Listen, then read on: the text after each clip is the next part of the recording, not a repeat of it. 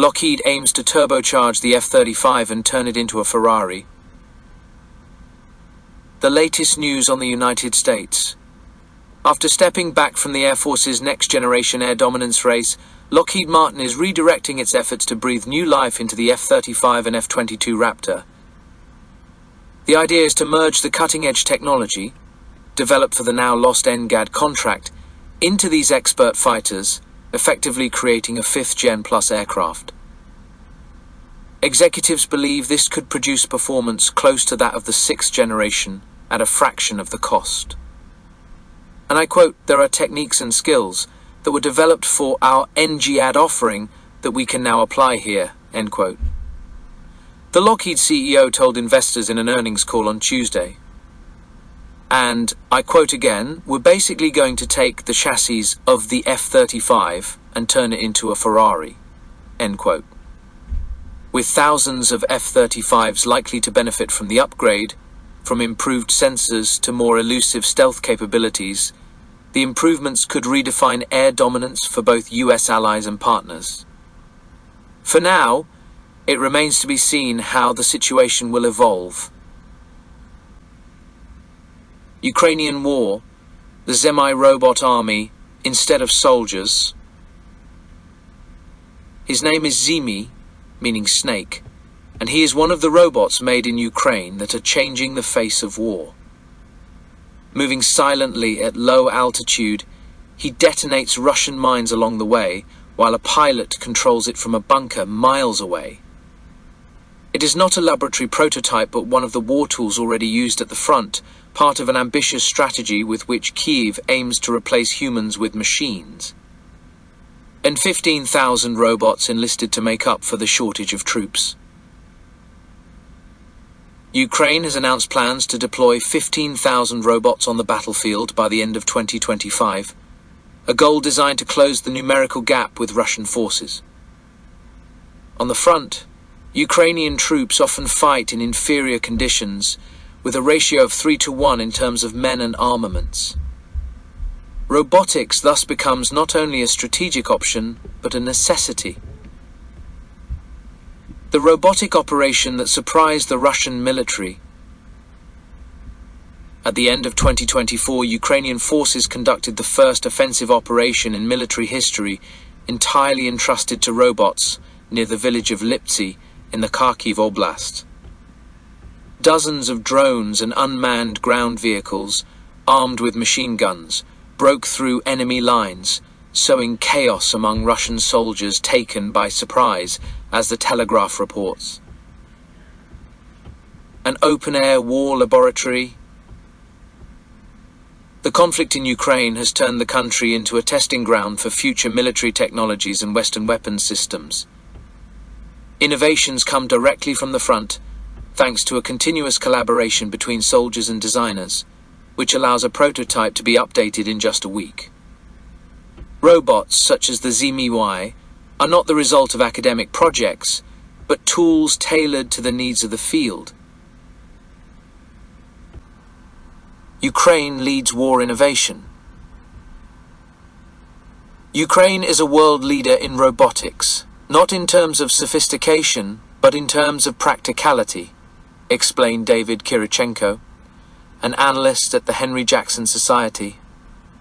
The goal is to produce effective, inexpensive and large-quantity robots capable of operating in hostile environments where even an experienced soldier would struggle to survive.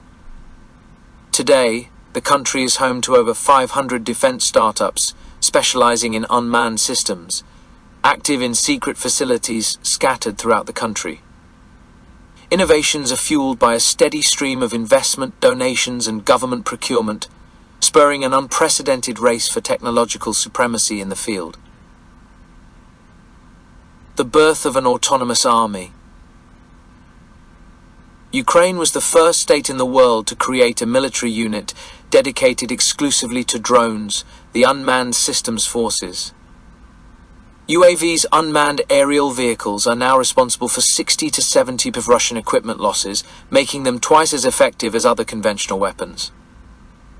Looking ahead, joint operations between UAVs and UGVs, unmanned ground vehicles, are planned, towards an entirely autonomous war architecture. As Marcel Plichter, a former analyst at the US Department of Defense, notes, and I quote, "It laid the groundwork for a future in which drones could be launched by other drones and coordinate with each other." End quote. And he adds, "This is an aspect that Western armies should keep an eye on." Japan installs the first electromagnetic naval gun with hypersonic projectiles. The Japan Maritime Self-Defense Force, JMSDF, recently released new images of a revolutionary weapon being tested on the experimental ship, JS Asuka, an electromagnetic gunship, the first of its kind to reach such an advanced stage of development and potential deployment. We thus discover that not only the US and China are working on the latest generation of military technologies, apparently the Japanese hypersonic weapons program is also investing heavily in directed energy weapons. Admiral Omachi Katsushi, commander of the self-defense fleet COMS-DFLT, personally inspected the Asuka, the JMSDF technology testbed operated by the Fleet Research and Development Command, FRDC.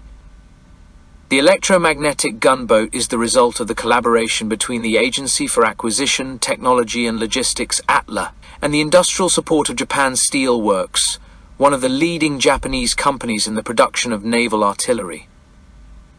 The development of this cutting-edge technology in Japan officially began in 2016, with the first fire trials dating back to 2022. Initial research focused primarily on two crucial technical challenges: bullet stability at hypersonic speeds and reducing barrel wear.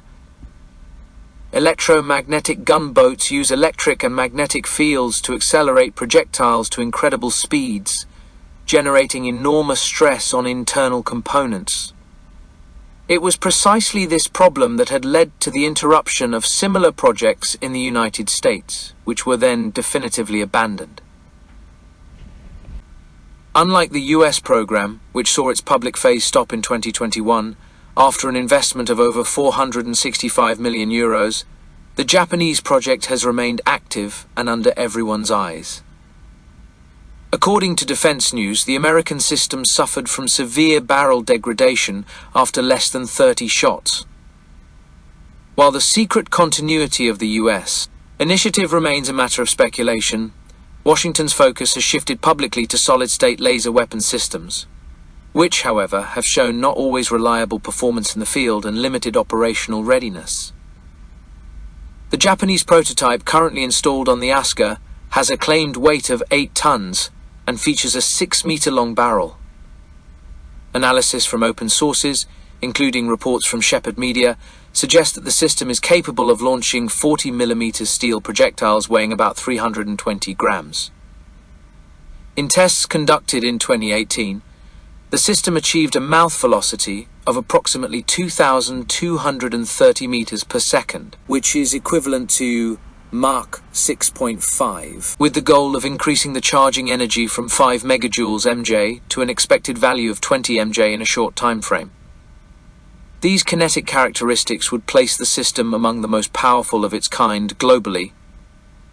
Unlike conventional munitions that use explosives, the electromagnetic gunboat harnesses pure kinetic energy to achieve destructive effects, launching inert projectiles at hypersonic speeds. This makes it a cost-effective alternative to guided missiles in certain contexts.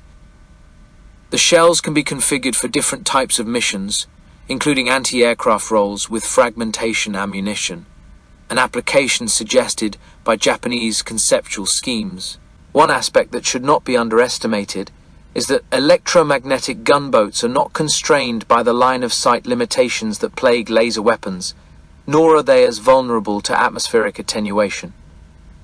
This gives them an all-weather operational capability and the potential for over-the-horizon engagements, a significant tactical advantage, especially in the maritime domain. Japanese defense planners have long considered integrating electromagnetic gunboats with long-range interception systems to strengthen layered air defense, particularly in light of the emerging threats posed by hypersonic gliders and drone swarms. In conflicts such as the current maritime tensions in the Red Sea, The deployment of expensive interceptors against low-cost drones has highlighted the economic unsustainability of current missile-centric defenses. Electromagnetic gunboats, on the other hand, offer larger magazines and a lower cost per shot, two decisive factors in modern attrition warfare. Japan's progress represents a quiet but significant shift in the field of directed energy armaments, an industry long dominated by broken promises, which is now approaching operational maturity.